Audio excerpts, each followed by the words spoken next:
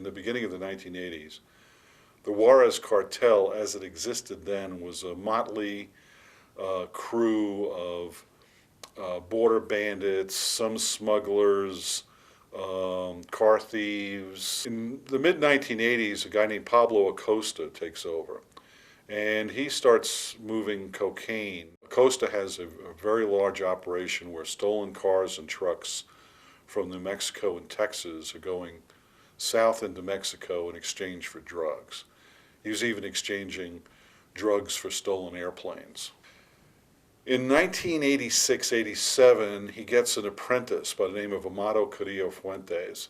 Amado Carrillo Fuentes paid the comandante of the Mexican Judicial Police at the time $1 million to basically take Acosta out of the picture. After that, Amado Carrillo takes over all of the cocaine operations. He set up deals with all of the cartels in Colombia to where he's handling cocaine exclusively for all of the Mexican cartels. He flies his own jets, airliners, into Colombia. They pick up the cocaine by the ton, fly it into Mexico, into dirt airstrips outside places like Ojinaga, and then they distribute it to all the cartels. He's shipping money back to Colombia where they don't count it, they just weigh it. They're sending hundreds of millions of dollars back by airliner.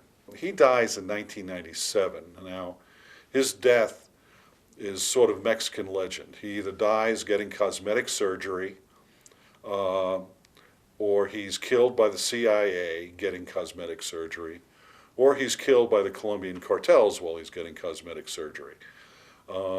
His brother Vicente Carrillo takes over, and he rules the Juárez Cartel with an iron fist. There are death houses where the state police, Chihuahua State Police, stand guard while his people, murder suspected informants, people who don't pay their bills, people who have just annoyed Vicente Carrillo. He winds up getting crosswise with Chapo Guzman. And that sets off, over this long period of time, this war between the Sinaloa cartel and the Juárez cartel, in which tens of thousands of people are killed. They're finding piles of bodies in Sinaloa, in Chihuahua, and it becomes a real mess. No one is quite sure how it settles out.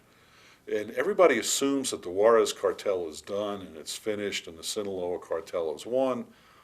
But I think that's an exaggeration.